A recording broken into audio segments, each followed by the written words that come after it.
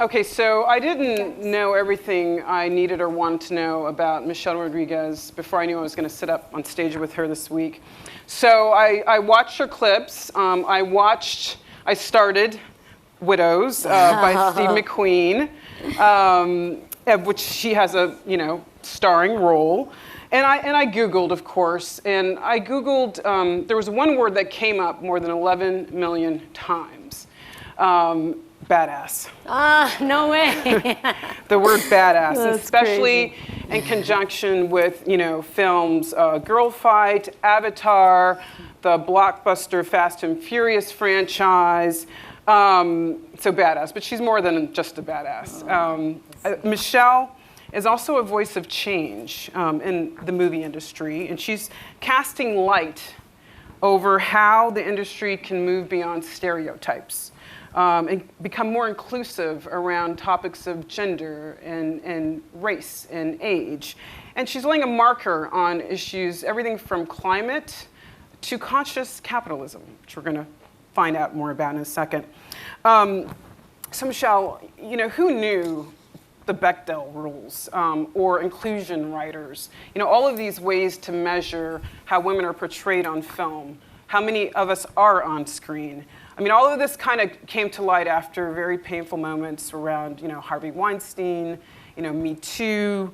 So this sounds good, but is it really your experience that we're moving the needle and we're at a turning point for women in Hollywood?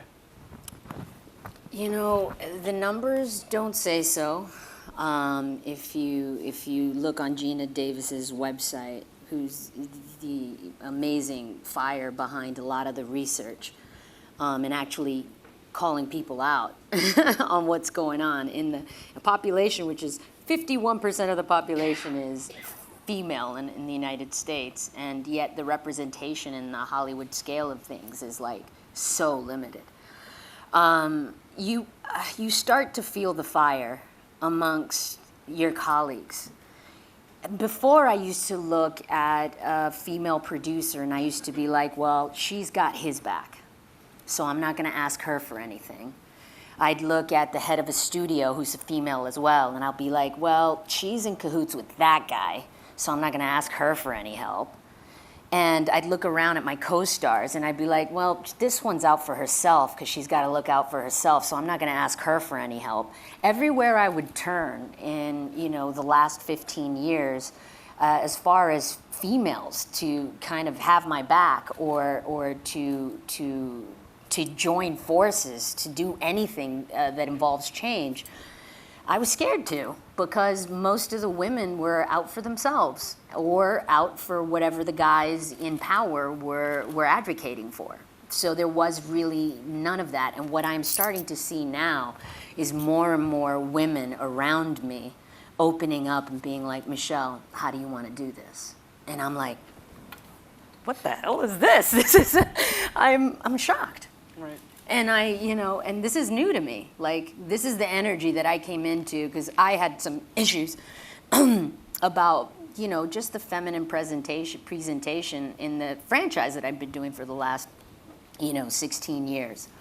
And I was like, look, I really feel that there needs to be a better feminine voice here. And it's not about women acting like men. It's not about kicking ass so much. It's about a genuine feminine voice, and you need female writers for that. Mm-hmm. And I couldn't believe I got them. For the first time, I said something and I didn't have to fight for it. It was actually there, and the women, who were producing came and they were flocking and they're like, what's up? We got each other's back. Okay. And I was like, that's a beautiful thing. So in my life, I happened to see it very, very clearly, the shift. And the shift happens to be us looking at each other instead of looking at them and being like, help us. You know what I mean? Right. It's like, no, how do we do this? How we help each other. Exactly. The camaraderie. Yeah, I think that's quite beautiful. Right. So I'm going to actually really quickly say, just to get a feel from the room about everyone's knowledge about who gets to tell the narrative, who gets to tell the story. So we're going to do an audience poll. Mostly young white males. Just guessing. It's a little more scientific, but let's. Okay, so let's call up our question. Get out your phones, and we're going to do a little poll. To the question, What percent of top performing films were directed by females in 2018? So you get a 4-choice answer: 0%, 3.6%, 10.4%, 19.1%. Wow. Okay. Michelle, do you know the answer? I'd say 3.6. That's right. That's spot on. And bravo on the audience, for half the audience, for getting it right. I understand the disparity. Good That's for right. me. Yeah, so this is all Stacy Smith's research at USC Annenberg. Some fantastic data on this issue. 3.6% of 112 directors filming the top 100 grossing films last year were made by women. Women of color, virtually non-existent. So here's a question. What kind of films would the world be watching if 50% of the people making them were females, which is 50% of the world's population? Oh my God, it would shift the consciousness completely. Because the priorities, the drivers for the characters would shift. Because the intention of the characters would shift. The narrative would shift completely. Because you would be balancing out that nurturing kind of perspective, the feminine perspective of the internal world, the alchemy of what women bring to the planet, with what guys have to offer in the material spectrum of things, which is, making things, creating things, moving things around.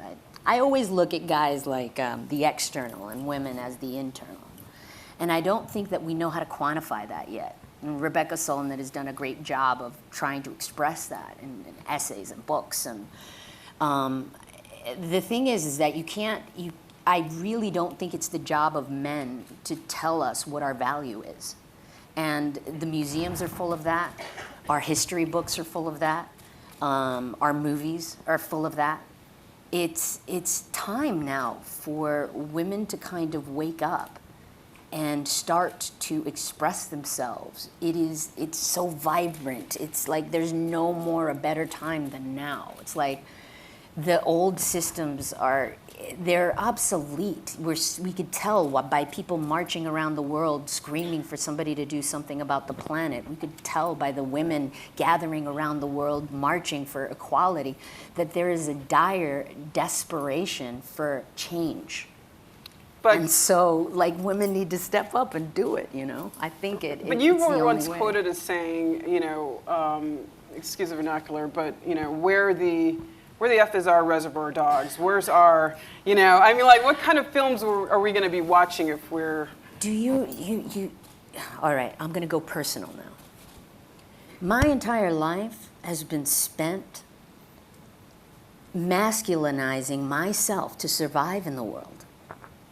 My entire persona as an actress is built upon this masculine shell of a person. But that's not me. I've been deprived of feeling safe enough to be a real woman. And what I mean by real woman is be my most vulnerable, be my most beautiful, love freely. I've had to protect myself growing up in a ghetto of Jersey City, protect myself in Hollywood, with, doing action films surrounded by testosterone all day. Protect myself from people who want to take advantage of me. And that persona is what got me out of, poverty. That persona is what got me on the big screen. That persona is what people have liked about me. But it's not my truest self. It's a shell that I needed to use to survive in a male-dominated world. Yeah. But women, in order to discover who they really are, they need to be allowed the space. Yeah. Yeah. The space to discover themselves. We don't even know who we are yet. That's why I said Reservoir Dogs and these things, because that's all I know. Right. All I know is violence. All I know is standing up for yourself. All I know is being willing to die for what you believe in. That's what I projected to the world. That's how I made my, my space in it. But it's not who I am. That's my warrior, my inner warrior, my male side. protecting me. Well, who are you So then? I survived. I'm Who are you? discovering that now, honey, in All my right. 40s. It's taken me a long time. Like, who am I talking to right now? No, but now, like, I'm slowly softening and I'm slowly feeling safe enough to be more vulnerable. Not necessarily that feminine is vulnerable, but just to be love. Like, I feel like I've had to cover that for myself, protect myself from an uncivilized world. Right. You know? Well, I want to actually, I'm jumping ahead in my own question lineup, but you know, I love this quote. We talked about this yesterday. You said, I don't have the freedom to just do anything I want because I have the political weight of my last name and my heritage. And that kind of ties to exactly what you're talking about. You know, was there at some point in your career, something that you wanted to really, really wanted to do, but you haven't been able to do because of the weight of your last name and your heritage? A lot of stuff. Tell I'd us. love to play a doctor, an anthropologist. I'd love to be anything but, you know, some badass poor chick from some ghetto trying to, like, survive. You know what I mean? But that's not in the imaginations of the Caucasian individuals who are writing the scripts. And when they see it's true. Have you auditioned for the It's, doctor? I'm just being honest. You know, I would love to be on some crazy ass adventure and some anthropological research. I mean, you know, here's the thing, you know, it's like the imagination is limited by the individual telling the story. And your last name naturally is going to give an idea to that writer. He's going to be driven by the fact, not that I was born in Texas and I'm the daughter of an army brat and I was raised in the United States of America. He's going to be driven by Rodriguez, a last name correlated to Spanish people. And most of the people in Los Angeles, California who write feature films are exposed to only Mexican Spanish people. So they naturally assume that they need to write a Mexican character. And so then they think Mexico, they think drug cartels, and then they start going on this rampant imaginary space that doesn't really exist outside of the news. Right. And I'm like, I was just so frustrated. Yeah.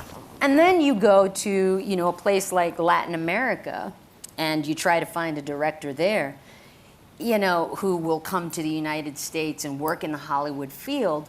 Most males who fall under the category of a minority, and we only mean minorly represented on the global scale of things, you run into this problem where these individuals are so concerned with being a representation of their culture on the global platform that they become sharply projecting themselves as characters in the film, and they lose complete sense of what a woman is, what her role is in anything. And, you know, now you're stuck with, like, some guy, like, living vicariously through the character that he created. And it happens with Asian, you know, directors. It happens with Spanish directors. It happens with African-American directors.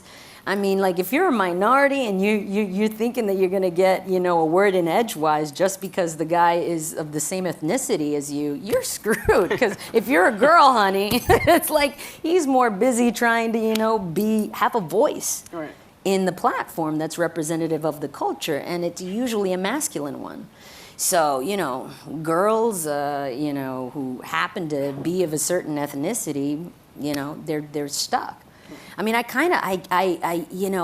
really envy people like Kiss or that DJ, you know, who covers his head with the mouse, dead mouse, because these guys, they get that anonymity at least, and that anonymity removes race. It removes and for me, I'm American. You know what I mean? I go to Dominican Republic, you know, as a kid. And I would be the gringa. I would be like the girl who's the American, who's, you know, happens to have a Spanish mother and a Spanish father. You know, and then I come home and I'm a spick. And I'm like, oh, Jesus, you know, I can't go anywhere, you know. I'm like, I guess I'm a citizen of the world then. You can't win for losing. I can't win, you know. It's hard to find a voice, you know. So I want to ask you about a tweet you tweeted, monetizing empathy. But first, I need to draw the attention to a very in-depth study that Bloomberg did in 2017 of the Fast and Furious franchise, where, and I don't know if we can get this up, we actually calculated, can we get that graphic up? We calculated exposed male biceps and gratuitous female rear ends. And you can see female butts peaked in Fast and Furious 5. I think that was set in Brazil. Is that Brazil? Yeah, that'll peak in Brazil. And then they kind of gradually declined, but male bicep time, as you can see, has been on a relative decline, although you get more male biceps. Also, the biceps are aging, so you got to count that in. You get more bicep time. There is a serious question behind this, which is the fact that you have cast doubt about returning to Fast and Furious 9 because of the imbalance that's been portrayed on screen between male and female characters. Tell us about that, and tell us about the kind of changes that you've asked to see. I can't help but to feel the weight of the exposure of such a franchise. I'm in Mongolia, I'm at an eagle hunting festival, and I get stopped by a Kazakhstani, eagle hunter for a selfie because he loves the Fast and Furious franchise. I'm in Gabon, in the rainforest, in the forest there. We're researching, the animals and the poaching and all of that. And I have, this amazing pygmy wanting to take a picture with me because he loves the Fast and Furious franchise. So the reach is massive. You're talking about 80% penetration rate from Hollywood feature films at that budget level. And so for me, the behavioral evolution of a culture shouldn't be pandered to. I feel like because of the simple fact that you have that kind of exposure, you should evolve with the times, not necessarily pander to certain demographics because they're stuck in the 90s and you can make money off of them. And I refuse to do that. I just find it inherently ignorant. And I'm too old to play, stuff for money. Like money's not important enough for me these days, now that I'm not, in poverty, to justify the impact of what I know I'm doing subconsciously to people. Okay. And so I felt like there wasn't enough of a female voice in the franchise. I can count with two hands how many times I spoke to my female colleagues, like Jordana, who's played the sister in the thing. I've been in the franchise for 16 years, and I can count with both hands how many times we've actually had a conversation on screen. And I thought that was pathetic.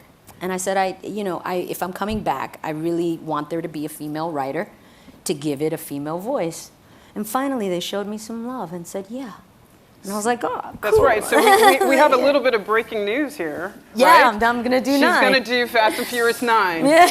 Right. Yeah. Okay, she's coming back. But they specifically did something. Yeah, what happened? Well, Donna came on board, the woman came on board, at the studio and agreed to have that female voice on board, so that guys aren't basically interpreting, that female voice on paper, because it's annoying. I rewrite all my stuff. I'm tired of being a writer and an actress. It's like, it's kind of cool that I have that freedom, but it's like it's frivolous. We have not a lot of time, but I do have to ask you quickly, what do you mean by monetizing empathy? William Nordhaus, Yale University, Pulitzer. Is it a Pulitzer he won? Or was it a Nobel Peace Prize? For his idea of carbon tax. Being able to set up a system where you actually tax carbon and use that money I love the idea of being able to say, look, this is what you do as a company. This is how you affect your environment. This is the imprint that you have on society. And you can leave it a better place if you're responsible about the way you do things. And I think it starts with scholars. who understand systems and management. And then it trickles down from there, not from wealthy corporations who just want to create and generate more wealth. It starts with people actually being responsible about the impact. You know, I mean, everything is connected. And monetizing empathy, and it has its value. And the value of that is sustainability and longevity. And that's the value of women, really. If I wanted to put and try to quantify the thing that we bring to the table, aside from community and what Muhammad Yunus has proven with microfinancing, I just feel that what women have to bring to the table has to do with the sustaining of life on this planet. And if we keep being ignored and kept out of leadership positions, you're just going to keep ignoring the big scale problem here. And that's that we really need to be responsible for what we do and not just be myopic with our perspective of just, you know, it's about that bottom line. It's about those quarterly returns. And it's like, dude, you want to live on Mars? You go right ahead, man. But I'm almost scared to have children because I don't know what's going to happen. Right. You know, as far as the planet and the ability of us to be able to sustain a system that's outdated and doesn't work anymore. Okay, I had a whole thing of fire rounds that I want to do, but I'm only going to do 2 because we're actually officially out of time. What's your favorite movie? Of all time? You can't do that to me. Yeah, I can. Oh my God, it's so crazy. Cabaret. Okay. Oh, Cabaret. There we go. I just really love that movie. I don't know why. Liza Minnelli. There's that really sexy scene where like all 3 of them they look like they want to make out with each other. And like you can't tell like who's gay and who's straight. I'm like, this is awesome. And they're imitating the 1930s. I'm like, damn, all right, I could have survived back then. All right, and before they carry us off, who's your favorite badass female actress? Ooh, wow, Jessica Tandy's always been my favorite female act. She's dead now. But I would say Meryl Streep. Meryl Streep? Yeah, I love me some Meryl. She good. Michelle Rodriguez, thank you so much for your time. Thank you, guys.